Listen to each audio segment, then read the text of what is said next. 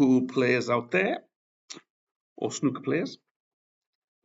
This one, we've got to use the conservation of momentum.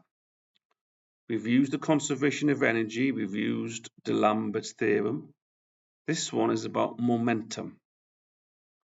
So the conservation of momentum.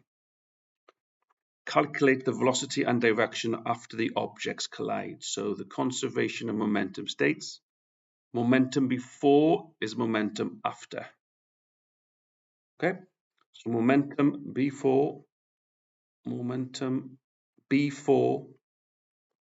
equals momentum after. To get a better pen, really, right? Get a better pen.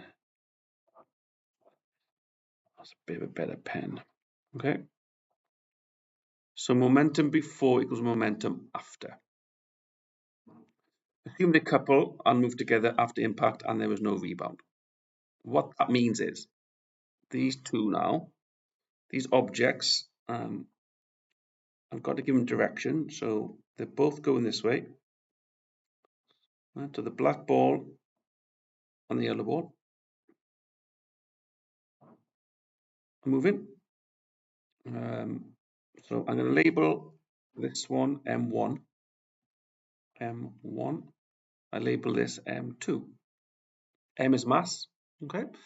And I'm also going to give a velocity V1 and V2 because momentum is mass times velocity. So M1, I'll give it, I don't know, 3 kilograms. So the black ball is 3 kilograms, not to scale. And M2 can be, I don't know, 5 kilograms. Big balls, not to scale. So V1 can also be 5 meters per second. And V2 can be, it's got to be a bit lower, 2. Okay, so this black ball is going to collide with this yellow ball. And they're going to move off together. They're not going to bounce off. In real life, they do most of the time. But we've got to assume that they couple and move together after impact. So they're going to, the black ball in the end will catch up with the yellow ball. They will collide. They're both going the same direction, so there's no rebound. We're assuming that. And they're going to collide and move together after they've coupled. Which looks a bit like this. Right. So let's see if I can get to move. So they're going to collide and it's going to look like that. So we've got to work out now. So they're going to hit and they're probably going to go that way. Well, they are going to go that way because they're both going the same way. Okay, so we've got to work out now velocity here. Okay. What is the velocity after these two balls have collided? So I'm going to label this V3. I don't know what it is. I'm going to give, because they've got M1, M2, I'll give this M3 as well. That's the mass. Don't know what that is, but I can work that out fairly easily. So using momentum now, what is the velocity after impact? So the black ball and the yellow ball, that's before, and then after. So this is after. This is after impact. And this is before impact. So they're going to collide, stick together, and move off together. We've got to find what V3 is and M3 first, really, using momentum. Here's our formula that we've probably seen before.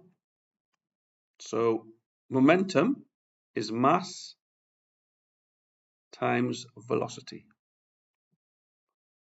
So the black ball has got a momentum of M1 V1. So M1 times V1, mass times velocity, plus, let's get a yellow pen, plus M2 times by V2. So M1 V1 is the momentum of the black ball plus M2 V2 of the yellow ball. That's before. that's got to equal the conservation of momentum states. That's got to equal m3 times by v3. So this is before. Right, when you've got two objects, it's the momentum of each object. That's got to equal this. Assuming there's no friction losses, rebound, things like that. So we are assuming a lot here. So m1v1 plus m2v2 is m3v3.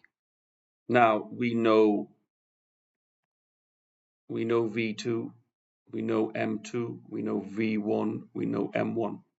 Easy peasy. We don't know m3, but we can find it because they're going to stick together. So it's going to be m1 plus v1. So m3, right, we're not losing anything. It's going to be m1 plus m2. And I don't know v3. So we've got to do a bit of rearranging now. So I'll find m3 first. m3 is going to be m1 plus m2. Well, m1 is 3, so it's 3 plus 5. 3 plus 5. So m3 is 8 kilograms. So now I know that. So I don't know now v3. So I'll just put in my formula. m1, okay, is 3 times by v1, 5. Is there, look.